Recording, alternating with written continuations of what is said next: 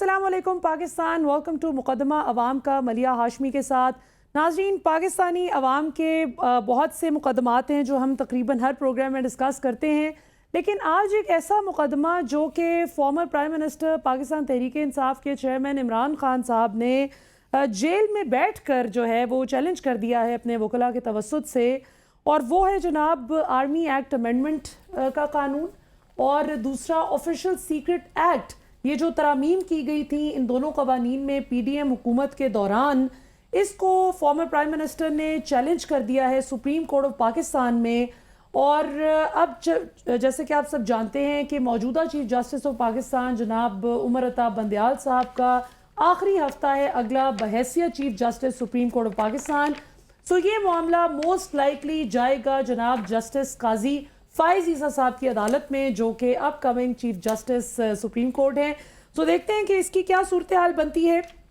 और former prime minister जनाब नवाज शरीफ साहब की अगर बात की जाए तो उनकी भी वापसी जो है वो तातुल का शिकार मजीद होती नजर आ रही है, बल्कि यक ना शुद दो शुद।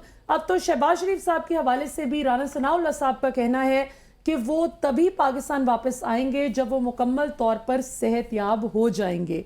तो अभी हम खुश हो रहे थे कि 16 साढ़े 16 माह का माशाल्लाह बड़ा आलमी रिकॉर्ड शहबाज शरीफ साहब ने कायम किया था कि नैब की पेशियों पर जब उन्हें हाजिर होना होता था तो उनकी अक्सर तबीयत हमें ख़राब होने की जो है मालूमात मिलती थी, लेकिन माशाल्लाह जितनी देर वो इक़्तिदार के मसनद पर फायज रहे तब तक वो भी और उनके कैबिनेट मेंबर्स भी, जो पाकिस्तान की सबसे बड़ी काबीना रही 16 माह, वो बिल्कुल ठीक ठाक रहे माशाल्लाह। लेकिन अब अचानक से जो है वो हेल्थ इश्यूज बताए जा रहे हैं शहबाज शरीफ साहब के। तो इसका आगे आने वाले दिनों में क्या सूरत हाल बनेगी? प्रोसिक्यूटर जनरल नैब जनाब जस्टिस रिटायर्ड सैयद असगर हैदर साहब ने आज इस्तीफ़ा दे दिया। अब ये भी एक बहुत ही अहम केस के अहम मोड़ पर उन्होंने इस्तीफ़ा दिया है, क्योंकि आप सब जानते हैं कि अलकादर ट्रस्ट केस जो former prime minister Imran Khan साहब के खिलाफ चल रहा है वो इन्वेस्टिगेशन फेज से निकल चुका है, तहकीकात मुकम्मल हो चुकी हैं। अब रेफरेंस दायर करने का मामला है जो कि प्रोसिक्यूटर जनरल की गो अहेड के बगैर ज़ाहिर है मुमकिन नहीं, और ऐसे मौके पर प्रोसिक्यूटर जनरल असगर हैदर साहब का मुस्ताफ़ी हो जाना ये कई सवालात जो है वो उठाता है। इसके साथ साथ नाजरीन बात करेंगे जी अभी जो मौजूदा महंगाई की सूरत हाल है, जो तबाहियाँ मची हुई हैं, अवाम को इससे क्या गर्ज है कि इमरान खान इक़्तिदार में आते हैं या नवाज शरीफ आते हैं या शहबाज शरीफ आते हैं या जरदारी साहब आते हैं। अवाम को तो अपने बिल से गर्ज है, अपनी मौजूदा सूरत हाल से गर्ज है कि उनके बजट जो हैं वो ठीक होने चाहिए। सो इस पर बात करते हैं। हमें पहले सेगमेंट में स्टूडियोज़ में ज्वाइन कर रहे हैं जनाब सेनेटर डॉक्टर हुमायूं मोहम्मद साहब। किसी मोहताज नहीं, पाकिस्तान तहरीक इंसाफ से इनका ताल्लुक है, और पीटीआई के वो लोग जो अभी तक फॉर्मर प्राइम मिनिस्टर के साथ कायमो दायम हैं उनमें इनका शुमार होता है माशाल्लाह से। सेनेटर हुमायूं साहब, इससे पहले कि हम आज की गुफ्तगू का आगाज़ करें, सबसे पहले तो ये बताइए कि what made you stick to Khan साहब? अभी भी कितने लोग चले गए दाएं बाएं इतनी ताकतवर पोजीशंस पे बैठे हुए? बिस्मिल्लाह मेरा नहीं ख्याल कि ज़्यादातर लोग गए हैं, ज़्यादातर लोग अभी भी चेयरमैन तहरीक इंसाफ के साथ खड़े हुए हैं। आप गिन लें मुझसे, मैं तो शायद कुछ कर ही नहीं रहा अपने लिहाज से। वो क्या है, हक तो ये है कि हक अदा ना हुआ, लेकिन उनके साथ बाकी लोगों ने कितने लोग हैं, अली मोहम्मद को देख लें, शहरियार अफरीदी को देख लें, बाकी लोगों को देख लें, वो भी डटे हुए हैं। अपने केपी में बहुत सारे लोग हैं, पंजाब में बहुत सारे लोग हैं, हर जगह पे हैं। हाँ, गए हुए हैं वो 10% 15% छोड़कर गए हुए हैं। वो उनमें से ज़्यादातर वो लोग थे जो कि एक्चुअली जो अपॉर्चुनिटी के लिहाज से कभी इधर कभी उधर उनकी हिस्ट्री है, वो 2-2 3-3 पार्टियां बदल चुके हैं, सिवाय चंद एक लोगों के। जो पुराने लोग छोड़ के गए उनमें से भी 2 किस्म के, जो एक्चुअली छोड़ कर गए और किसी और पार्टी को ज्वाइन किया है, वो 1-2% लोग हैं। और उसमें भी जो बड़े नाम हैं उनमें से 2-3 नाम हैं। एक अपने आमिर कियानी साहब का नाम है, एक अपने इमरान इस्माइल साहब का नाम है, और एक सैफुल्लाह न्याजी छोड़ कर नहीं गए। सैफुल्लाह न्याजी ने कुछ और ज्वाइन नहीं किया। सैफुल्लाह न्याजी और एक दो और हो गए, शीरीन मजारी हो गए, इन्होंने छोड़ा है, लेकिन they are not in with any other party. So as far as I am concern they are still with PTI. हाँ, प्रेशर की वजह से they could not take that pressure, fair enough, हर एक का हो जाता है। मुझे नहीं पता मेरे ऊपर कब इतना प्रेशर आता है कि मैं अपना स्टांस बरकरार नहीं रख सकूंगा, लेकिन जब तक कर सकता हूं उस वक्त तक मैं अपनी जंग, अपना महाज तो पकड़ के रखूं ना, बस वही चीज। अच्छा, ये जो महाज अब आप लोग सुप्रीम कोर्ट तक ले गए हैं ऑफिशियल सीक्रेट एक्ट के हवाले से, और ये जो आर्मी एक्ट में तरमीम है, सबसे पहले तो ऑब्वियसली सदर पाकिस्तान तो यकीनन हम सब के सदर हैं, चाहे कोई पीटीआई को सपोर्ट करता है, नून लीग को करता है या पीपल्स पार्टी को करता है, लेकिन चूंकि उनका ताल्लुक पॉलिटिकली पाकिस्तान तहरीक इंसाफ से है, तो ये सवाल तो डॉक्टर साहब फिर आप लोगों से करना बनता है कि सदर साहब को आपको नहीं लगता कि अगर डिसेंट अपनी शो करनी थी तो उन पर जो एक एतराज़ आयद होता है कि वो खामोश क्यों रहे, उन्होंने सिर्फ वर्बल डिसेंट क्यों दी, वो रिटन डिसेंट उन्होंने क्यों नहीं दी? आज इस बात पर बहस ही क्यों होती है कि उनकी खामोशी को डीम्ड असेंट जो है वो तस्वुर कर लिया गया, वो रिटन डिसेंट दे देते? क्या वो इधर भी और उधर भी दोनों तरफ को खुश रखना चाह रहे थे? देखिए, अगर आप जिस आर्टिकल की बात कर रहे हैं वो आर्टिकल 75 है, उसका 1 और 2 है, अगर आप 2 कर लें, ठीक है। होता क्या है कि जब बिल पास होता है तो वो प्रेसिडेंट साहब के पास जाता है, जो आर्टिकल 75(1) के तहत जाता है। आर्टिकल 75(1) कहता है कि उनको विद इन 10 डेज उनको वापस भेजना है। उसमें कहीं नहीं लिखा हुआ कि उन्होंने लिख कर भेजना है कि उसके ऊपर क्या है, उसके ऊपर वो कह सकते हैं कि ये चीज़ है। तो it's not necessary, number 1। Number 2 ये हो जाता है कि मैं एज अ प्रेसिडेंट या मैं एज मैं एक बता देता हूँ अपने साथ की जो सेक्रेटरी है या जो भी है हमारा स्टाफ है, उनको मैं कहता हूँ यार इस बिल को तुम वापस भेज दो, इसके ऊपर हमें इतराज आते हैं, और आप वापस भेज देते हो कि यार ये ठीक नहीं है, ठीक है। लेकिन इसमें आर्टिकल 75(1) में किसी जगह पे डीम्ड नहीं लिखा हुआ कि अगर ये वापस आ जाता है विद और विदाउट साइन, इसके ऊपर deemed until unless they don't assent it, which is article 75(1)(a। अगर असेंट नहीं करते तो फिर इसका मतलब है it is not deemed, it will go back to the parliament, has to be pass by the joint sitting से दोबारा पास होगी। इस वक्त जब ये आर्टिकल 75(2) के अंदर आएगा, वहां पे अगर प्रेसिडेंट 10 दिन के अंदर साइन नहीं करता, यहां पे ये डीम्ड असेंट हो जाएगा कि वो खामोशी जो है ना रजामंदी है, लेकिन पहले उसमें वो नहीं होगा। तो irrespective of that, it cannot be considered as deemed assent. That's wrong. अच्छा डॉक्टर साहब, अब चूंकि I am here to be devil's advocate actually, अब मैं आपसे जाहिर है सवालात वो करूंगी जो आपके मुखालिफिन करते हैं। आपके जो मुखालिफ माहिरीन कानून हैं जो आपसे मुखालिफ राय देते हैं, वो ये कहते हैं कि एक तरफ तो आप लोग कहते हैं कि सदर ने चूंकि साइन नहीं किए लिहाजा ये कानून नहीं बना, दूसरी तरफ आपने सुप्रीम कोर्ट में चैलेंज कर दिया। आज अशतर औसाफ साहब भी ये बात कर रहे थे कि जाहिर है आपने चैलेंज किया तो कानून बन गया है तो उसको चैलेंज किया। अब सवाल ये पैदा होता है कि आप इस हवाले से आपकी लीगल स्ट्रेटजी क्या है, आपको किस हद तक इसकी उम्मीद है, और क्या ये सिर्फ खान साहब को बचाने के लिए हो रहा है या आप in the general interest of public आप ये कर रहे हैं?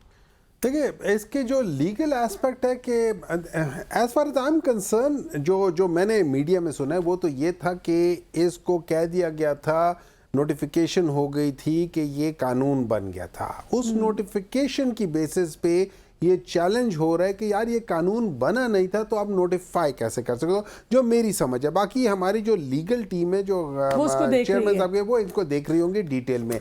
लेकिन ओवरऑल अगर आप देखे जाए, देखिए बात इस तरह है कि इसमें बहुत सारे पॉइंट होंगे, वो बड़े इंपॉर्टेंट होंगे और होने भी चाहिए, बहुत सारी चीज़ें, इसमें कोई शक नहीं है। लेकिन ओवरऑल आपने देखना होता है कि आपके जो कानून बन रहे हैं वो आपकी कॉन्स्टिट्यूशन के खिलाफ वर्जी ना कर रहे हो। कॉन्स्टिट्यूशन में आपको बहुत सारे, जैसे आर्टिकल 19 है, आर्टिकल मेरे ख्याल में 5 है, वो है जो आपकी जो बेसिक 9 उन सब को आपको वो प्रोटेक्ट करती है, आपकी मूवमेंट को, आपकी फ्री स्पीच को विद इन लिमिट्स लेकिन प्रोटेक्ट करती है। अगर ये उसके साथ क्लैश करिए तो इसका मतलब है जो आपका कानून है वो आपके कॉन्स्टिट्यूशन को खराब कर रहा है। अब इसका मैं ये समझता हूँ ये एक्चुअल जो ये एक्ट है या जो है, ये आपके जो ह्यूमन राइट्स पे बिलीव करने वाले जो जजेस हैं, और जिसमें से मेरे ख्याल में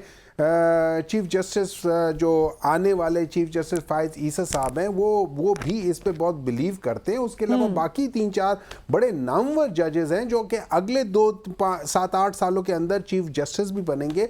वो सारे भी इनके ऊपर, अगर आप उनका ट्रैक रिकॉर्ड देखें, उनका इसके बड़ा ट्रैक रिकॉर्ड इन सब चीज़ों के साथ है। तो I think it's a big challenge not for the present chief justice, is a bigger challenge for the incoming chief justice. अच्छा, प्रेसिडेंट साहब ने वैसे अपनी ट्वीट में ये भी कहा था कि अल्लाह मुझे माफ़ करे कि अब इस कानून की भेंट जो भी चढ़ेगा, तो इसका मतलब वो इस वजह से नहीं, देखिए जब एक चीज नोटिफिकेशन हो जाती है कानून, उस लिहाज से आपकी लॉ मिनिस्ट्री से एक चीज जब नोटिफिकेशन हो जाती है तो दैट्स एन ऑफिशियल नोटिफिकेशन, ठीक है ना। अच्छा, तो उसमें तो मैं ये कहूंगा कि यार मैंने तो नहीं किया, तो मैं अगर मेरी किसी, हो सकता है कि वो ये समझते हो कि काश मैं लिख कर देता और अपने स्टाफ को जुबानी जमा खर्च ना करता, क्योंकि उन लोगों ने मेरे ख्याल में उनके ऑर्डर के साथ गलत बयानी भी की है। सदर साहब ने बड़े तफसील से बताया कि मुझे मिसगाइड भी किया गया, मिस इन्फॉर्म किया गया।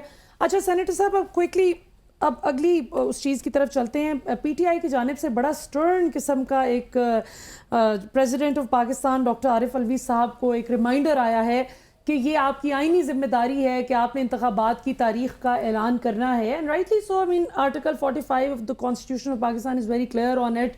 बट आपकी पार्टी का इस हवाले से क्या, क्योंकि ऑब्वियसली वो आपकी पार्टी से ताल्लुक़ रखते हैं सदर साहब, तो इसको हम किस तरह से देखें? उनका कल रात तो आईनी मुद्दत तो ख़त्म होगी, लेकिन ऑब्वियसली अभी वो कंटिन्यू करेंगे क्योंकि इलेक्ट्रल कॉलेज अभी कंप्लीट नहीं है। तो क्या आपकी पार्टी पॉलिसी है? ज़रा नाराज़ हो रहे हैं आप लोग सदर साहब से? देखिए इस तरह है, सबसे पहले तो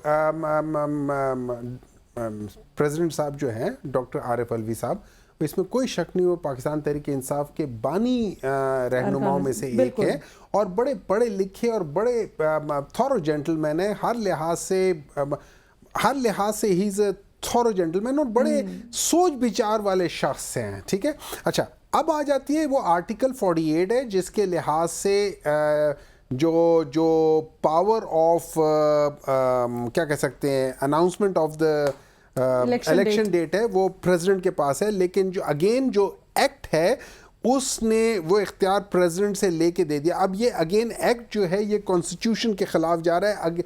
ये इतना गंद किया है इन 18 महीनों में, इन्होंने कितने ऐसे बिल पास किए जो कॉन्स्टिट्यूशन को वायलेट कर रहे हैं, चाहे वो प्रोसीजरल सुप्रीम कोर्ट के प्रोसीजरल और उसके वो एक्ट है, हर एक चीज़ में वो आपके कॉन्स्टिट्यूशन के खिलाफ जा रहा है। तो उस लिहाज से मेरे ख्याल में कि उनको थोड़ा सा इसके ऊपर सोच के वो करके, और मैं ये समझता हूँ उनको दे देना चाहिए, डेट अनाउंस कर देना चाहिए। रही बात दूसरी, आपने कहा कि उनका आइन के मुताबिक उनका टेन्योर ख़त्म हो रहा है। नहीं, उनका आइन के मुताबिक टेन्योर उस दिन ख़त्म होगा जिस दिन एक और इलेक्टेड प्रेसिडेंट आके उनको रिप्लेस करेगा। बिल्कुल उसी तरीके से जैसे इस वक्त स्पीकर जो है ना, वो इस वक्त वो अभी तक उन्होंने नहीं छोड़ा, बाकी सब छोड़ चुके हैं।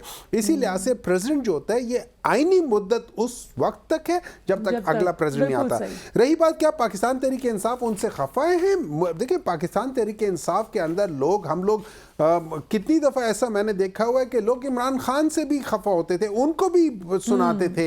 हमारे वहाँ पे कल्चर वो गुलामी का कल्चर नहीं है, हमारे वहाँ पे एक कल्चर है जो कि अपनी इनफरादी सोच के लिहाज से, हम लोग इनफरादी सोच है, मैं किसी का गुलाम नहीं हूँ, मैं अपने चेयरमैन की सोच का भी गुलाम नहीं हूँ, लेकिन जब रीजनिंग होती है, सब कुछ होती है, हम रीजन करते हैं।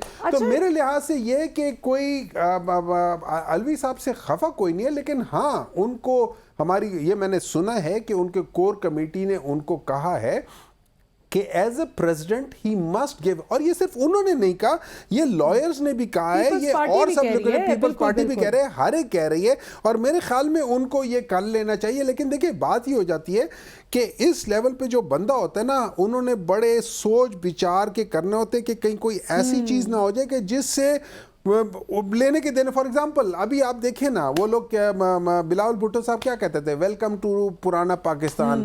पुराना पाकिस्तान में क्या हुआ है आप देख लें, इन लोगों ने 15 दिनों में 15 माह में इन्होंने तबाहियां मचा दी है, वेलकम टू पुराना पाकिस्तान। आपका जो चीनी है वो 50 रुपए या 80 रुपए से लेके 200 पे चली गई, वेलकम टू पुराना पाकिस्तान। आपका पेट्रोल जो है 150 से लेके 300 पे चला गया, वेलकम टू पुराना पाकिस्तान। आपका डॉलर जो है वो 170 से 320 पे चला गया, वेलकम टू पुराना पाकिस्तान। आपके सारे जितने भी लीडर्स थे वो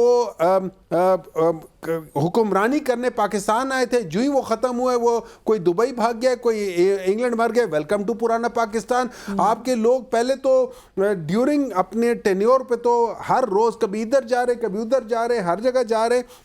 आज जब हुए तो किसी की कमर में चुप पै गई है, किसी का क्या हो गया, वेलकम टू पूरा पाकिस्तान। पुराने पाकिस्तान में सिवाय 2 नंबरी के और था क्या? तो वेलकम टू पुराना Pakistan, welcome to 2 number Pakistan, जिसमें यही लीडर थे। ये वही माफिया लोग हैं जिन्होंने इस पाकिस्तान को सत्यानाश किया हुआ है। और अगर आप देख लें चीनी माफिया इन्हीं लोगों के नाम है, वेलकम टू पुराना पाकिस्तान। IPPs है, पुराना पाकिस्तान, यही लोग सारे हैं। नए पाकिस्तान को चाहिए कि इनको पकड़ के इनसे पूछें कि भाई तुमने 14 सेंट्स के ऊपर एक यूनिट क्यों दिया, जबकि तुम्हारे इर्द गिर्द जो है 0.14 सेंट्स पे दिए गए थे। तो वाई वो लोग पॉइंट आपके 10% पे दे रहे हैं, वो 10% पे दे रहे हैं। आपके इर्द गिर्द आप compete ही नहीं कर पा रहे इंटरनेशनल मार्केट पे। वेलकम टू पुराना पाकिस्तान। इसी पुराने पाकिस्तान ने तो पाकिस्तान का ये हशर किया हुआ है कि इससे निकलना, या पुराना पाकिस्तान में इन लोगों ने सिस्टम क्या कहता है, दलदल की तरह है, नीचे से खींच के अंदर वो डुबो देता है। आज पूछे ना उन गरीबों को जो कि खुदकुशी कर रहे हैं, वेलकम टू पुराना पाकिस्तान। आज पूछे उन लोगों को कि जिनके बिलों के एक महीने के उनकी इतनी इनकम नहीं है जिनके उनके बिल आ रहे हैं, वेलकम टू पुराना पाकिस्तान। बिल्कुल डॉक्टर साहब, आपने तो बिल्कुल सही, सच में इसकी बड़ी सही आपने अवाम की तर्जुमानी की है, जो अवाम इस वक्त जिस तकलीफ़ का शिकार हैं। लेकिन डॉक्टर साहब, आखिर में सेगमेंट क्लोज करने से पहले आपसे आखिरी सवाल करती चलूँ कि पुराने पाकिस्तान में तो ये सारा कुछ गड़बड़ था, इसीलिए तो 2.25 करोड़ लोगों ने इमरान खान को वोट देकर वोट इन किया, पाकिस्तान का प्राइम मिनिस्टर बनवाया। लेकिन क्या आप लोगों ने भी अवाम को इस हवाले से मायूस नहीं किया कि जहां ठीक है इकोनॉमिक इंडिकेटर्स तो अच्छे थे, मैक्रो इकोनॉमिक इंडिकेटर्स बहुत अच्छे थे, सेहत कार्ड अच्छा था, किसान खुशहाल था, ये चीज़ें अपनी जगह, लेकिन उस्मान बुज़दार और महमूद खान जैसे लोग जिन्होंने बादअज़ां आपको डिसअपॉइंट किया, इमरान खान साहब को मुश्किल वक्त में छोड़कर चले गए, लेकिन खान साहब आखिर तक बुज़दार का दिफा करते रहे, वसीम अकरम प्लस का टाइटल उनको दिया। तो क्या ऐसे गलत लोगों का अपनी टीम में इंक्लूजन आप लोगों की गलती नहीं थी? इससे बेहतर नहीं परफॉर्म कर सकते थे अगर आप ये तोहफे ना होते साथ? वो क्या है कि चलो अच्छा हुआ है कुछ लोग पहचाने गए, ठीक है। बात ये नहीं होती, देखिए इस तरह होता है कि आपने ओवरऑल, मैं यहाँ से चल पड़ा हूँ एक डेस्टिनेशन की तरफ, मैंने अपना देखना कि मैं उस डेस्टिनेशन की तरफ जा रहा हूँ, जो हर थोड़ी देर बाद आपको जो माइल सेट आता है कि भाई वो एरिया इतना दूर है, तो मैं देखता हूँ कि मेरी जो सिमत है, मेरे जो रुख है वो सही सिमत पे है, अपनी डेस्टिनेशन की तरफ है। अगर मैं वो जा रहा हूँ, और मैं आपने बिल्कुल सही कहा, आप जितने भी आप ये देख लें कि 2021, 21, 22 इसमें आप जो की परफॉर्मेंस इंडिकेटर्स हैं, आप उनमें से एक इंडिकेटर उठा लें, चाहे वो एक्सपोर्ट के इंडिकेटर हो, चाहे वो रेमिटेंसेस को, चाहे वो लार्ज स्केल इंडस्ट्री हो, चाहे वो एग्रीकल्चर हो, चाहे वो टेक्सटाइल हो, चाहे वो कुछ भी हो, सर्विस इंडस्ट्री हो, एनीथिंग, आप उनमें देख लें कि वहां पे हर जगह पे तरक्की हो रही थी। दैट मींस हम लोग अपने टारगेट पे जा रहे थे, ठीक है। लेकिन क्या इसके दरमियान में कोई गलत डिसीजन हुए होंगे? हाँ हुए होंगे। आपने एक आध दो बंदों को लाके रख लिया है, ये इमरान खान की ज़र्फ थी कि वो इसके बावजूद कि वो उन्होंने एक बंदे को डिफेंड किया है। ओवरऑल देखिए बात ये हो जाती है कि गलतियां इंसान से होती है, सब चीज़ें हो जाती है।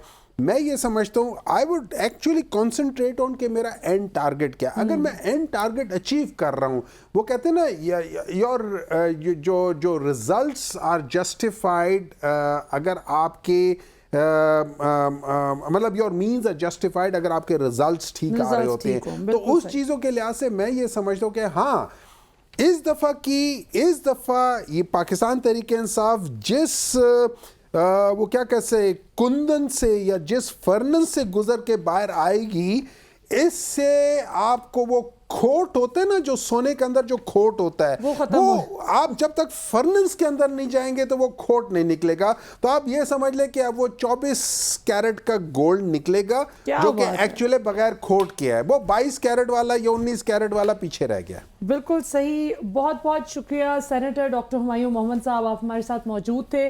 नाज़रीन, आपने डॉक्टर साहब का एनालिसिस सुना, इसमें तो कोई शक नहीं है कि इस वक्त जो हालात चल रहे हैं, जिस तरह आज पीटीआई एक चक्की में से गुजर रही है, इसी तरह माजी में भी कुछ जमातें गुजरती रहीं।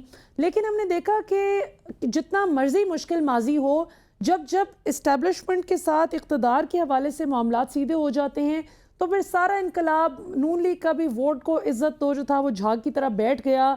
और अभी ये जो सूरत हाल पीटीआई की है, हम कभी भी इस चीज़ को अप्रिशिएट नहीं करते एज पाकिस्तानी सिटीजन्स, जो इसकी एक बड़ी गलत इंटरप्रिटेशन माजी में की जाती है रिसेंट पास्ट में, कि जी इमरान खान जो हकीकी आज़ादी की बात करते हैं। मेरे कई फेलो जर्नलिस्ट्स ने बैठकर इन्हीं टीवी स्क्रीन्स पर बैठकर बबांगे दोहल कहा कि ये पाकिस्तान की इस्टेब्लिशमेंट से आज़ादी की बात करते हैं। मैं आज टेलीविज़न पर बैठकर ये दावा करती हूँ कि इमरान खान हो या कोई भी ऐसा रिस्पॉन्सिबल लीडर हो जिसके पीछे लोग चलते हों, कभी भी वो इस तरह की बात नहीं कर सकता।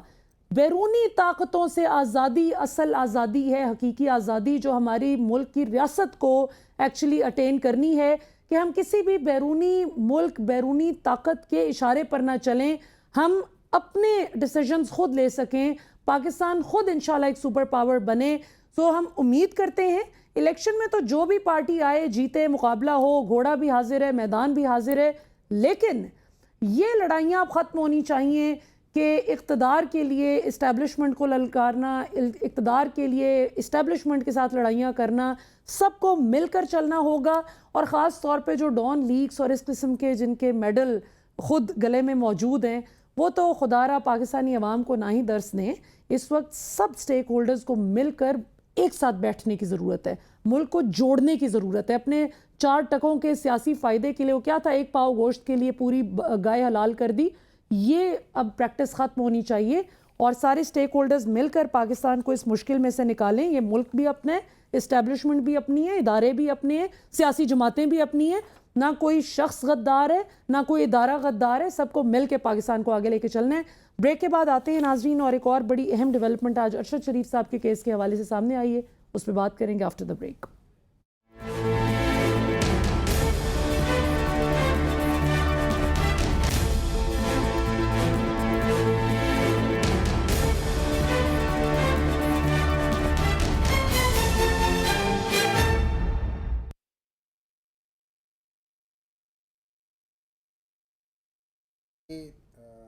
एंकर पर्सन जरूरी है या रिपोर्टर, दोनों की अपनी अपनी चीज़। So stem cell therapy, stem cell is more like an anchor person. okay, it's rich.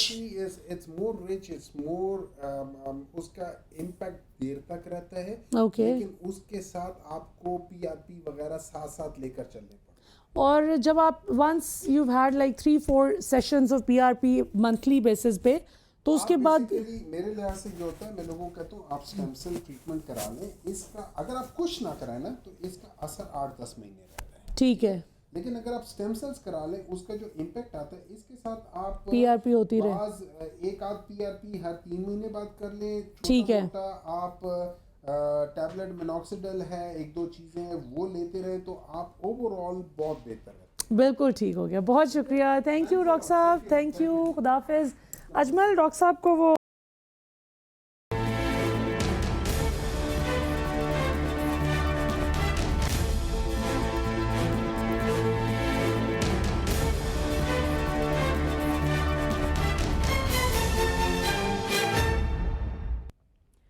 Welcome back नाजरीन, हमारे साथ इस सेगमेंट में मौजूद हैं जी पाकिस्तान के मुमताज़ माहिर कानून जनाब साबिक इस्लामाबाद हाई कोर्ट बार के सदर जनाब शुएब शाहीन साहब। शुएब साहब, हमें ज्वाइन करने के लिए बहुत बहुत शुक्रिया।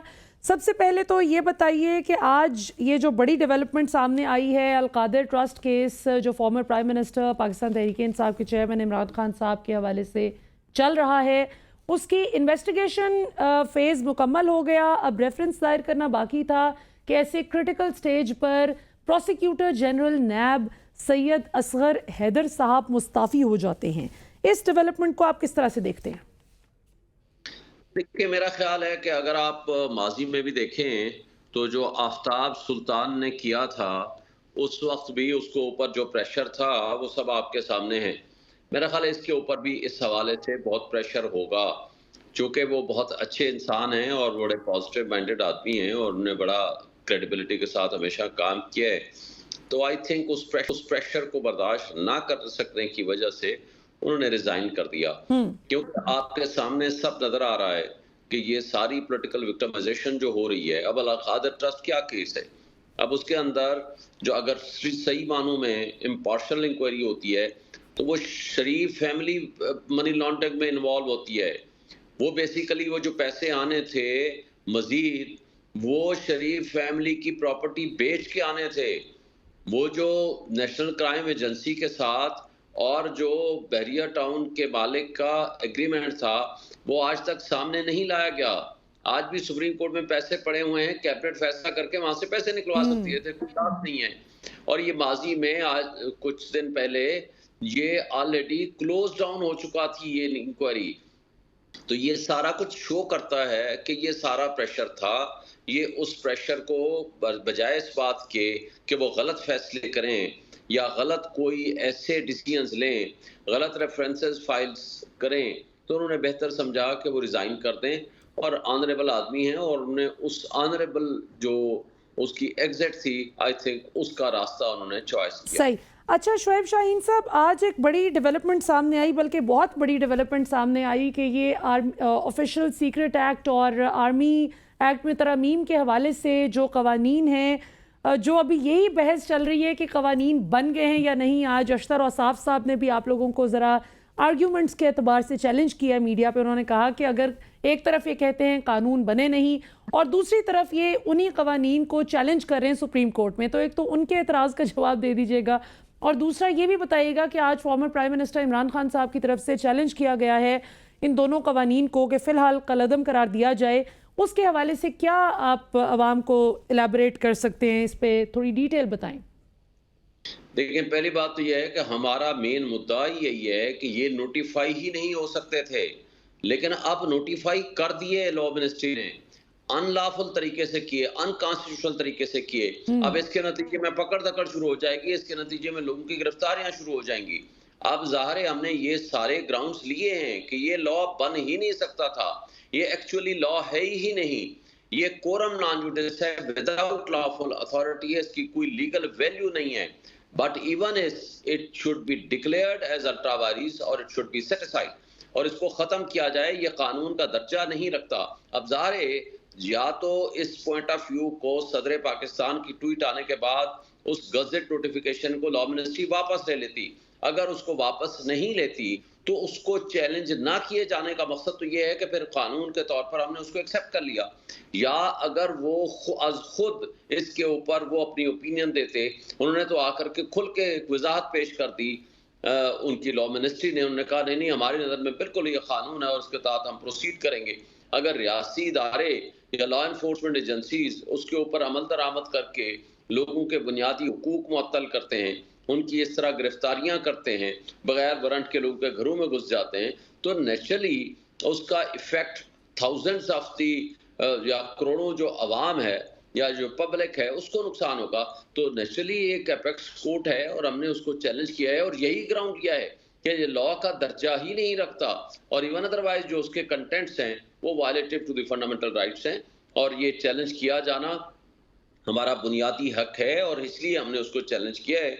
और मैं समझता हूं कि इस पे किसी किस्म का कोई इबाम नहीं होना चाहिए कि ये law deem to be law बन ही नहीं सकता अंडर आर्टिकल 75 सब आर्टिकल 1 के तहत। ये सब आर्टिकल 2-3 में जाकर के बन सकता है कि जब दोबारा वो भेजे, रिकंसिडर करे मुश्तरका इजलास में और दोबारा अगर वो 10 दिन उनके पास होता है, अगर वो साइन ना करें तो that bill will be deemed to be a law. तो इसलिए हम उसकी इंटरप्रिटेशन तो ऑलरेडी कानून आइन ने दे दी है, लेकिन हम इस कानून को ख़त्म कराने के लिए गए हैं। बिल्कुल सही। अच्छा शुएब शाहीन साहब, ये बताइए कि अभी साइफर केस जो चल रहा है उस हवाले से क्या अपडेट है? आप लोगों की वकला की जो टीम है उस पर भी एक बड़ा एतराज़ आपके मुखालिफिन की जानिब से आयद होता है कि बस ये सेल्फीज़ ही खींचते रहते हैं और बस तस्वीरों में और सेल्फ प्रोजेक्शन में, ख़ास तौर पे जो यंग लॉट है उस पर एक इल्ज़ाम आयद होता है कि वो ज़्यादा अपनी प्रोजेक्शन में बिज़ी हैं, खान साहब की कोई इतनी ख़ास फिक्र नहीं है। और ये भी कि पहले से क्यों नहीं मालूम किया गया कि गिरफ्तारी किन किन केसेस में डल चुकी है और कौन कौन से केसेस रजिस्टर हो चुके हैं। सो इस हवाले से भी थोड़ा सा अपडेट कीजिएगा। और दूसरा भी बताएं कि अब अल्लाह ताला सेहत याब करें जज साहब की अहलिया को, आप एक्सपेक्ट कर रहे हैं कि अब अगले हफ्ते कोई डिसाइसिव मोड पे पहुंचेगा ये केस? देखें, पहली बात तो यह है कि ये तो रियासती इदारों ने और जज साहब ने मिली भगत के जरिए बड़े अफसोस से कहना पड़ता है, वो उनको एक बैक डेटेड या एक अनडेटेड एक ऑर्डर जारी कर दिया या रुपका जारी कर दी कि ये कस्टडी में है। बात यह है कि सेटल्ड लॉ है कि जब तक मुल्जिम को पेश किया जाए या उसको प्रोड्यूस किया जाए before the court of law, जब तक ना किया जाए ना फिजिकल रिमांड मिल सकता है ना उसके लिए जुडिशियल रिमांड मिल सकता है। ये बेसिकली सारा मैनेज किया गया। और जो एक 10 मिनट का केस था ऑर्डर सस्पेंड करने वाला, वो तोशा खाना केस वाला, हुमायूं दिलावर वाला, उसको ऑनरेबल चीफ जस्टिस साहब ने 25 दिन लगाए उसको सस्पेंड करने में। उसको और हमने पहले दिन कहा हमारी बहस सुन लें, उन्होंने कहा नहीं जी मैं 4 दिन में उस एप्लीकेशन का फैसला करूंगा। 4 दिन की बजाय उन्होंने 24-25 दिन लगाए। अब उसका नुकसान ये हुआ कि इस दौरान इन्होंने साइफर FIR काट के वो प्रोसेस कर दिया। अब हमें तो तब पता चलता कि जब वो उनको किसी कोर्ट में प्रोड्यूस किया जाता, उन्होंने प्रोड्यूस ही नहीं किया। अच्छा, फिर जो जज साहब हैं, पिछले सैटरडे को केस था बहस के लिए, 2.5 घंटे हमने उनके साथ आर्गू किया कि आप हमारी बहस सुन लीजिए। उन्होंने कहा जी मैं मंडे को हर हाल में फैसला करूंगा, लेकिन उनको पता था कि मंडे को उन्हें छुट्टी पे चले जाना है। फिर आप देखेंगे हमने मंडे से फिर जुमेरात की तारीख ले ली, फिर जुमेरात तक वो छुट्टियों में रहे और जुम्मे को अचानक तशरीफ ले आए और हमने सैटरडे की आज की डेट ले ली, फिर सैटरडे को अचानक छुट्टी लेके चले गए। तो ये कमाल की बात है कि 3 तारीखों पे यानी जज साहब छुट्टियों पे चले गए और हमारे पास पाकिस्तान की तारीख का वाहिद केस है जिसका कोई सब्स्टिट्यूट जज नहीं है। और ये बड़े अफसोस की बात है कि सब्स्टिट्यूट जज ना होना, यानी ड्यूटी जज ना होना। और भी शोएब शाहीन साहब, ये और भी माजी में इस तरह की एग्जांपल्स मौजूद हैं कि इस तरह से हो, जिस तरह सुहरा बीबी वर्सेस स्टेट का एक हमारे पास प्रेसिडेंट मौजूद है कि एक ही शख्स पे एक ही हवाले से बार बार मल्टीपल FIRs नहीं हो सकती। इसी तरह जस्टिस काजी फाइजा साहब का केस जो है वो ऑडियो लीक्स कमीशन का जो फैसला आया उस हवाले से वो भी एक ज़ाहिर है प्रेसिडेंट सेट हो चुका था कि जो है आपकी सुप्रीम जुडिशल काउंसिल की गो अहेड के बगैर नहीं हो सकता। सो अभी इस हवाले से कोई मिसालें मौजूद हैं? देखिए, इस हवाले से सुप्रीम कोर्ट ऑफ पाकिस्तान का फैसला है कि जिसको फिजिकल एंड जुडिशियल रिमांड देना हो ही मस्ट बी देयर, यानी अक्यूज मस्ट बी देयर। उसके बगैर अगर कोई मजिस्ट्रेट करेगा या कोई जज करेगा तो वो अनकॉन्स्टिट्यूशनल इलीगल होगा और उस जज के खिलाफ कार्रवाई होगी। और उसके बाद जो कुछ होता रहा है, देखें अगर मुनसिफ कंप्रोमाइज्ड होंगे, अगर मुनसिफ इस तरह इंसाफ का कत्ल करेंगे जिस तरह हुमायूं दिलावर ने किया। इस जज साहब ने कहा कि मैं हुमायूं दिलावर नहीं हूँ, बड़ा दिलेर जज हूँ, लेकिन हमें अफसोस से कहना पड़ता है आप हुमायूं दिलावर भी नहीं है, दिलेर भी नहीं है, लेकिन आप मुनसिफ बन जाएं खुदा के लिए। हम आपसे ना दिलेरी चाहते हैं। उन्होंने कहा उनकी एहलिया की तबीयत नहीं ठीक, एहलिया की तबीयत की नासाजी की वजह से छुट्टी पे गए। तो मुझे बताएं पिछले सैटरडे को उन्होंने क्यों नहीं बहस सुनी हमारी? फिर इस फ्राइडे की डेट रख के, उनको तो पता था कि वो फ्राइडे को आ रहे हैं, उनके स्टाफ ने कहा नहीं जी फ्राइडे को भी नहीं होंगे, सैटरडे को होंगे, और सैटरडे को छुट्टी कर ली और फ्राइडे को वो आ गए। तो बात यह है कि फिर वो डेट रखें जिस दिन वो अवेलेबल हूं। तो ये सारा एहलिया की बीमारी, अल्लाह उनको सेहत दे, तो क्या उनको इस काम से रोकती है कि सारे काम करें, सिर्फ एक काम नहीं करना, वो है इमरान खान की जमानत देना या उस पर कम से कम फैसला देना। ये डिले करना है उसी तरह जिस तरह चीफ जस्टिस आमिर फारूक साहब ने डिले किया, जिस तरह जल्दी मुतासिब जज हुमायूं दिलावर ने फैसला उसको सजा देने में किया, यानी बगैर सुने। अच्छा शोएब शाहीन साहब, आपकी सारी गुफ्तगू बिल्कुल। अब ये थोड़ा सा पीछे जाते हैं माजी में, तो मरियम नवाज और नवाज शरीफ वो भी ये बात करते थे कि बेंच फिक्सिंग नामंजूर है, और मुतासिब जज और साकिब निसार साहब के हवाले से भी बात की जाती थी, खोसा साहब से भी वो नाराज़ थे। तो आप अवाम जो सुन रही है, हमारी ऑडियंस जो है उसमें जाहिर है पीटीआई के भी सपोर्टर्स हैं, नून लीग के भी, पीपल्स पार्टी के भी, तो वो कैसे डिफ्रेंशिएट करें आपके शिकवों को? जिस तरह आप लोग कहते हैं कि मुतासिब जज साहिबान, इसी तरह आपके जो खान साहब के मुखालिफिन हैं वो भी माजी में कहते रहे हैं कि मुतासिब जजेस ने जो है सजा दी है। लोग कैसे डिफ्रेंशिएट करें? देखिए, पहली बात तो ये है कि वो आज सिर्फ एक बात का जवाब दे देना, उनकी हर बात को हम मान लेंगे। वो सवाल ये है कि क्या उन्होंने जिस एवन फील्ड अपार्टमेंट में वो रह रहे हैं, जिसमें वो खुद, उनके भाई, उनकी फैमिली, आज बता दें उसके क्या सोर्सेज हैं, वो है किसका? आपको पता है मरियम नवाज को किस लिए छोड़ दिया? उन्होंने कहा जी ये तो इसका है ही नहीं। तो भाई किसका है? आज आकर आप बता दें कि ये किसकी मिल्कियत है जिसमें आप पिछले 30-35 साल से, 40 साल से वहां रह रहे हैं। वो आखिर किसी ने खरीदी होगी, उसकी कोई रसीद होगी।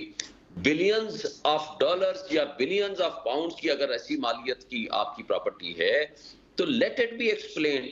मसला ये है कि शरीफ फैमिली एक माफिया का रूप धार चुकी है। जो उसके खिलाफ फैसला देगा वो उसकी नजर में मलाइन करेंगे उसको, जिस तरह आपने चीफ जस्टिस और बाकी जजेस को किया।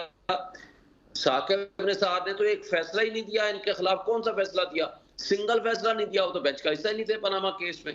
दूसरी बात यह है कि नीचे अरशद मलिक को तो खुद बिठा करके उनके साथ वीडियो बना रही थी। ये बात यह है कि उसको तो ब्लैकमेल ये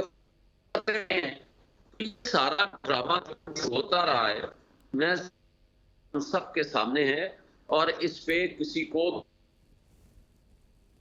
कि जिस तरह इन्होंने वोट को इज्जत दो को बूट तले रोक के आज बूट को इज्जत दो करके और इस तरह महंगाई मुकाम मार्च ले करके गुलामी की बदतरीन मिसाल कायम करके जिस तरह उन्होंने इख्तिदार लिया, और शहबाज शरीफ साहब ने जिस तरह आ करके अपने आप को प्राइम मिनिस्टर के तौर पर शो किया, बजाय वो एक शोबाज या एक जोकर तो वो लगते थे, वो प्राइम मिनिस्टर नहीं लगते थे। नहीं, लेकिन वो शो क्या किया? वो तो प्राइम मिनिस्टर रहे ना जी, 16-17 महीने, 16.5 महीने वो प्राइम मिनिस्टर रहे। प्राइम मिनिस्टर बन के जिस तरह उन्होंने इस मुल्क की आवाम की और इस मुल्क और कौम की तबाही की, मुझे बताएं आज महंगाई के जिस बदतरीन अजाब से हम गुजर रहे हैं, खा वो चीनी हो, खाने पीने की अशिया हो, बिजली के बिल्स हो, डॉलर का रेट हो, पेट्रोल का रेट हो, ये तो आए थे महंगाई मुकाओ मार्च लेकर के। क्या दिया आवाम को, कौम को और पब्लिक को, सिवाय इस बात के कि अपने मुकदमात खत्म कराए। 1100 अरब रुपए के मुकदमात खत्म कराए, नैब लॉ को अमेंड किया, ना सिर्फ नैब लॉ को अमेंड किया बल्कि उसके साथ वो जो ओवरसीज का राइट ऑफ वोट है वो खत्म वो भी छीन लिया, इलेक्ट्रॉनिक वोटिंग मशीन भी खत्म। अच्छा, ये क्विकली आखिरी सवाल, क्योंकि we running out of time, तो बस आखिरी सवाल शुएब शाहीन साहब आपसे करना चाहूँगी। आपने अच्छा नैब तरामीम का जिक्र किया। अब नैब तरामीम जो हुई हैं, नैब कवानीन में जो तरामीम की गई थी, जिनकी वजह से 1100 अरब रुपए के करप्शन केसेस भी मुआफ़ हुए, 50 करोड़ रुपए से नीचे एक पैसा भी अगर है करप्शन शुदा जो पैसा है तो उसको पूछा नहीं जा सकता नैब की जानिब से इन तरामीम की मेहरबानी से। तो ये बताइए कि उस हवाले से फैसला रिजर्व हो चुका है सुप्रीम कोर्ट ऑफ पाकिस्तान में, और चीफ जस्टिस उमर अता बंदियाल साहब जो आउट गोइंग चीफ जस्टिस हैं, ये उम्मीद की जा रही है कि जाते जाते वो ये फैसला सुना जाएंगे इस पे। आपकी इस हवाले से क्या एक्सपेक्टेशन है कि क्या फैसला आ रहा है? देखिए, मेरी राय तो ये थी कि इसको पहले फैसला आना चाहिए था। ये 1.5 साल से केस चल रहा है।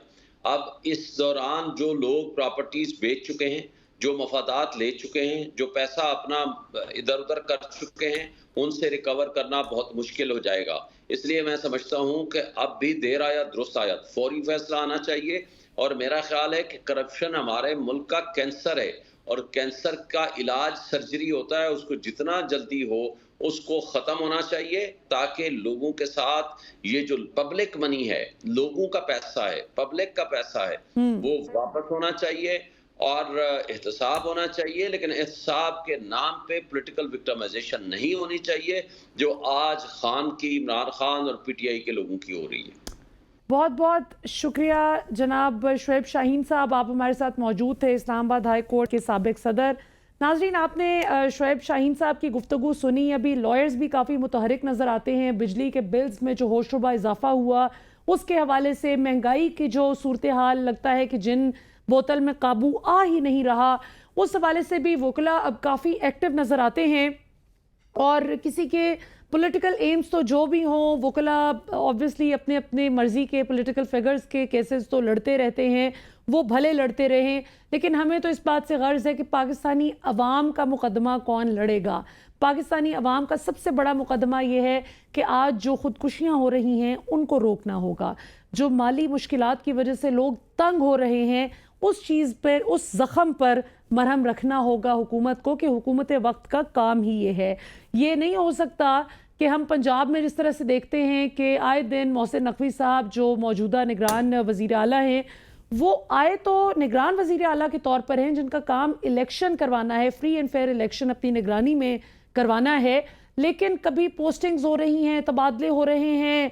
ज़मान वट्टू साहब जो कि साबिक सेक्रेटरी खुराक थे, बस उनका कसूर इतना था कि रऊफ़ क्लासर साहब के प्रोग्राम में उन्होंने ज़रा एक स्टोरी पे अपडेट कर दिया कि किस तरह से चीनी का माफिया, जो चीनी की ज़ख़ीरा अंदोज़ी करके अरबों रुपए कमाने वाला माफिया है, कैसे उन्होंने पाकिस्तानी अवाम की जेब पर डाका डाला, और बजाय इसके कि उनके पीछे जाया जाता, बेचारे सेक्रेटरी साहब का तबादला हो गया। तो जब तक ये प्रैक्टिस नहीं रुकेगी तब तक पाकिस्तान तरक्की नहीं कर सकता।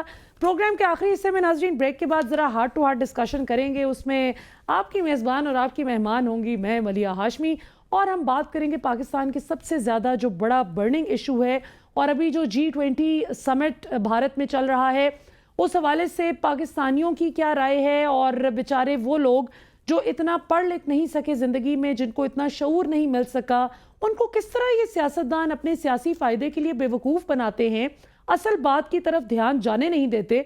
सो ब्रेक के बाद जी ज़रा असल बात करेंगे कि आवाम को किस असल बात की तरफ फोकस करने की ज़रूरत है। See you after short break.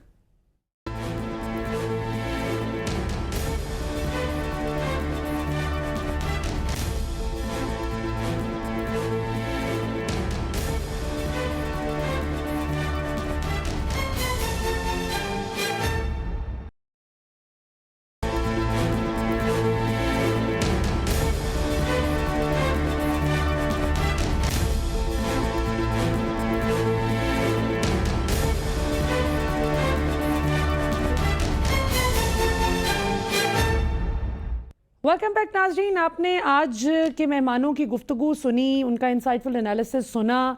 बात तो ये है कि जब तक हम अपने गिरेबान में झांक कर नहीं देखेंगे, जब तक हम अपने मुल्क के मसाइल को पहले उनका इदराक करके, उनको अंडरस्टैंड करके उनका सलूशन नहीं निकालेंगे, और मिन हैसुल कौम हम ईमानदार होने की कसम नहीं खा लेंगे, तब तक सवाल ही पैदा नहीं होता कि हम तरक्की कर जाएं।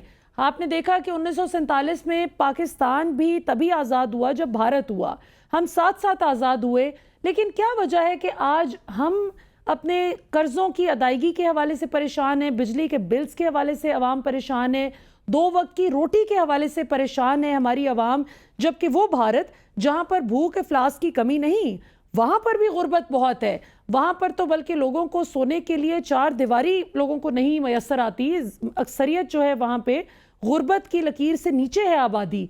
लेकिन इसके बावजूद आप देखिए कि क्या वजह है कि गुर्बत के मसाइल से निबर्द आज़मा होता हुआ हमारा हमसाया मुल्क आज G20 समिट की जो है मेज़बानी कर रहा है, उसको होस्ट कर रहा है, और आलमी ताकतों के सरबराहान आज भारत आकर बड़े फ़ख्र से, बड़ी खुशी से लाइव स्ट्रीम कर रहे हैं, बैठकर दुनिया को बता रहे हैं कि इस समिट में ये बात हो रही है। अफ्रीकन यूनियन भी बड़ी इसकी रुकनियत हासिल करने पर बड़ी खुश हो रही है। वहीं अमेरिका हो, ऑस्ट्रेलिया हो, उनके सरबराहान बड़े फ़ख्र से जो है उसका हिस्सा बने हुए हैं। तो हमें अब वक्त आ गया है कि सोचना होगा कि क्या हमने साइकोलॉजिकली इस बात को एक्सेप्ट कर लिया है कि हमने गरीब ही रहना है। हमारे मुल्क ने इतने ज़बरदस्त कुदरती वसाइल होने के बावजूद, हर तरह के नेचुरल रिसोर्सेज होने के बावजूद, हमने क्या मांग तांग कर मईशत चलाने वाला मुल्क रहना है, या फिर हमने, जिस तरह आर्मी चीफ ने भी अभी रिसेंटली बात की, और ये अफसोस की बात है कि आर्मी चीफ को बात करनी पड़ रही है, ये हमारी मुंतखब हुकूमतों का काम है। लोग कहते हैं ना कि फ़ौज का काम नहीं है मईशत चलाना, बिल्कुल ठीक कहते हैं, फ़ौज का काम नहीं है, लेकिन जब आप मुंतखब नुमाइंदे जो अवाम के वोट की ताकत से आते हैं, जब आप अपना काम नहीं करेंगे तो फिर ऑब्वियसली कोई तो आपको बताएगा। सो जो सरमायाकारी की नाजरीन बात होती है, और मैं कुछ दिन पहले भी बात कर रही थी, आखिर में मैंने सोचा कि ज़रा आखिरी सेगमेंट में आपके साथ ज़रा हार्ट टू हार्ट डिस्कशन करेंगे। आप सोचिए कि ये जो अक्सर हम आजकल बात करते हुए लोगों को सुनते हैं कि आर्मी चीफ ने कह दिया कि 75 अरब डॉलर जो है वो आएगा, वो कहाँ से आएगा, हमारे पास तो कोई किसी बड़े मुल्क का मेहमान नहीं आ रहा, हमें तो कोई पूछता नहीं है, हमें कौन 75 अरब डॉलर देगा। यहाँ हमारी फंडामेंटल गलती है सोच की। हमें कोई नहीं देगा, कोई मुल्क किसी को भी अरबों डॉलर्स दान नहीं करता, कमाने पड़ते हैं, कंड्यूसिव माहौल बनाना पड़ता है इन्वेस्टर्स के लिए। सो अगर हमारी मिलिट्री इस्टेब्लिशमेंट और सिविलियन इस्टेब्लिशमेंट इस हवाले से सीरियस हो जाएं, और हमारी जो भी अब इंशाल्लाह इलेक्शन के बाद मुंतखब हुकूमत आएगी, वो डेमोक्रेटिकली इलेक्टेड गवर्नमेंट ये अहद करे कि हमने इस बार for a change, for once, हमने अपनी जेबें नहीं भरनी, हमने अपने आबाओ अजदाद की जेबें नहीं अपनी। यार इसको ये हो जाएगा एडिट, टाइम तो होगा, अरसलान करा देना तब तक। हमने अपने बच्चों के बैंक बैलेंस नहीं एनरिच करने, हमने मुल्क के लिए कुछ सोचना है, तो उसी दिन तब्दीली आ जाएगी इंशाल्लाह। और एक्सपोर्टर्स के लिए कंड्यूसिव माहौल बनाना पड़ेगा। ये जो 1.5 साल पहले जिस तरह से इमरान खान हुकूमत का तख्ता उल्टा गया, उसके बाद अगर शहबाज शरीफ हुकूमत आकर अवाम के ज़ख्मों पर मरहम रखती और ऐसी स्ट्रैटेजीज बनाती, ऐसी पॉलिसीज़ बनाती कि जिससे अवाम का फ़ायदा होता, तो यकीन कीजिए आज लोग भूल जाते कि कौन इमरान खान, कौन सी पीटीआई हुकूमत। लोग इसलिए आज पिछली हुकूमत को याद करते हैं कि 1.5 साल की ये जो एक तजुर्बा हुआ पाकिस्तान पर, जो शहबाज शरीफ साहब ने तो इक़्तिदार के मज़े चख लिए और पाकिस्तान की तारीख़ की सबसे बड़ी काबीना तो रह गई पाकिस्तान में, इक़्तिदार की कुर्सियों के झूले झूल कर चली गई, लेकिन अवाम आज बदतरीन कसम पुरसी की हालत में है। सो चांद पर पहुंचना और G20 समिट की मेज़बानी करना तो बहुत दूर की और बहुत आगे की बातें हैं। अगर हम चांद से पहले ज़रा ज़मीन पर ही अच्छे तरीके से सही तरह से चलने की, ज़िंदगी गुजारने की प्रैक्टिस करना चाहें, तो उसका फर्स्ट स्टेप, उसका फंडामेंटल स्टेप ये होगा कि टैक्स चोरी बंद की जाए, अपने अपने जो ड्यू टैक्सेस हैं वो अदा किए जाएं, बिजली चोरी बंद की जाए। आज अफसोस के साथ कहना पड़ता है कि जिस शहर में, जिस कस्बे में छापा मारा जाए, इंस्पेक्शन की जाए, वहीं से बिजली चोरी की इतलात मिलती हैं। और फिर क्या, सरकारी महकमों में लोगों के रेफरेंस के लोग मौजूद होते हैं, तो अपने अपने रेफरेंस के मुताबिक लोग सज़ा से बचकर भाग निकलते हैं। हमें इस प्रैक्टिस को भी तोड़ना होगा। ये बहुत आसान है हाथ जोड़ के कह देना कि नवाज शरीफ चोर है, इमरान खान ने गलत काम किए, चोरी की है, जरदारी ने चोरी की है, फलां ने चोरी की है, फजल रहमान साहब ने ये किया है। ये बहुत आसान है कहना। जिसने जो गलत किया है वो तो अल्लाह की अदालत में भी भुगतेगा और यहाँ पर भी। लेकिन हम अपनी जवाबदेही कब करेंगे? हम अपना मुकदमा अपनी अदालत में कब रखेंगे? ये सबसे बड़ा मुकदमा है नाजरीन, जो पाकिस्तानी अवाम को आज सोचना होगा कि अगर कोई टीचर ईमानदारी से पढ़ा नहीं रहा तो उसको ये हक नहीं पहुंचता कि वो हुकूमत वक्त पर तनकीद करे। उसको पहले अपनी खुद एहतसाबी करनी है कि मैं क्यों नहीं ठीक पढ़ा रहा। अगर कोई डॉक्टर लोगों का इलाज करने की बजाय लोगों की खाल उतारने में मसरूफ़ है कि मैं इनसे जितना पैसा बटोर सकता हूँ बटोर लूँ, तो वो अपनी खुद एहतसाबी करे। इसी तरह से फिर करते करते चलते चलते अल्लाह करे कि हम अखलाकी तौर पर इतनी मजबूत कौम बन जाएं इंशाल्लाह कि एक दिन फिर हम ये IPPs के जो गलत मुआहदे किए गए, और ऑब्वियसली किसी ने इनको नवाजा और ये नवाजे गए, जिसने नवाजा उसने भी अपना पेट भरा होगा और जो नवाजा गया उसने तो पेट भरा ही भरा। सो इन लोगों का एहतसाब हम उस वक्त अखलाकी तौर पर मजबूत तरीके से कर सकेंगे इंशाल्लाह, और यकीन कीजिए कि उस वक्त इनको भागने का रास्ता नहीं मिलेगा जिस दिन हम सब खुद ईमानदार हो जाएंगे। उस दिन आप देखेंगे कि ये अवाम को बार बार कीमे वाले नान पे, बिरयानी की प्लेट पे, 4 पैसों पे बेवकूफ़ नहीं बना सकेंगे। फिर कोई ये नहीं कि, और इवन इदारे भी सब अपनी अपनी हुदूद में काम करेंगे, कोई गलती की गुंजाइश नहीं होगी किसी के पास। क्यों? क्योंकि जो पूछने वाला हाथ होगा वो पता होगा सबको कि ये खुद अपने फ़राइज़ अपना फ़र्ज शनास से और अपने फ़राइज़ की बड़ी ज़िम्मेदारी के साथ अदायगी कर रहा है। तो वक्त आ गया है कि हम ज़रा अवाम का मुकदमा मुख्तदिर हलकों के सामने तो रखते हैं, हम अपनी अदालत में भी रखें। फिर ये जो 75 अरब डॉलर की बात करते हैं ना कि कहाँ से आ जाएगा, यकीन कीजिए ये 75 नहीं 575 अरब डॉलर भी आराम से हम कमा सकेंगे इंशाल्लाह। हमारी एक्सपोर्ट्स आसमान को छुएंगी। अभी हमने पीटीआई दौर में देखा था कि अगर कंड्यूसिव माहौल मिला बिजनेसमैन को, टेक्सटाइल सेक्टर को मिला, तो किस तरह से बूम किया था, किस तरह से हमारी बम्पर क्रॉप्स आई थी, किस तरह से मुल्क वाकई में तरक्की कर रहा था, किस तरह से बेहतरी की तरफ चीज़ें जा रही थी, बावजूद उस्मान बुज़दार और महमूद खान और इस तरह की गलत चॉइसेस जो कि इमरान खान साहब ने की और उसका खमियाजा भी भुगता। लेकिन बहुत कुछ अच्छा था, उसमें बेहतरी आने की बजाय पिछले 1.5 साल में हमने देखा कि तनज़्ज़ुली का सफ़र पाकिस्तान ने अदा किया। सो अब अल्लाह करे कि वक्त पर इलेक्शन हो, जिसकी भी हुकूमत आए, अल्लाह करे कि वो खौफ खुदा दिल में रखते हुए अल्लाह को हाजिर नाजिर जानकर हुकूमत करे और इस अवाम की भरपूर तरीके से जिम्मेदारी लेते हुए जो वोट लेते हुए वादे करते हैं, ज़रा उनकी तकमील करते हुए सिर्फ 5 साल का अरसा दरकार है, ये कर दिखाएं। तो उसके बाद आप देखेंगे कि पाकिस्तान और भारत का वाकई कोई मुकाबला नहीं होगा। आज भारत बेशक चांद पर पहुंच गया है, पाकिस्तान जब इंशाल्लाह तरक्की करेगा सही प्रैक्टिस करते हुए और सही रास्ते पर चलते हुए, तो फिर आप देखेंगे कि इंशाल्लाह हमारा मुल्क किन किन तरक्की की मनाजिल को छूता है। अभी तक के लिए नाजरीन इतना ही, इस और दुआ के साथ इंशाल्लाह कि पाकिस्तान में रूल ऑफ लॉ एक दिन कायम होगा।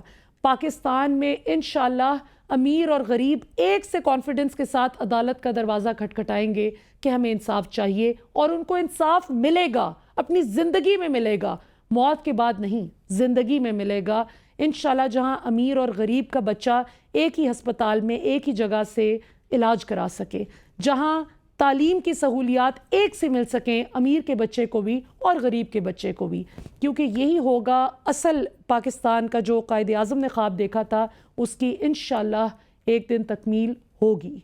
अभी तक के लिए इतना ही, आपसे इंशाल्लाह कल रात 8 बजे फिर मुलाकात होगी। पाकिस्तान हमेशा जिंदाबाद।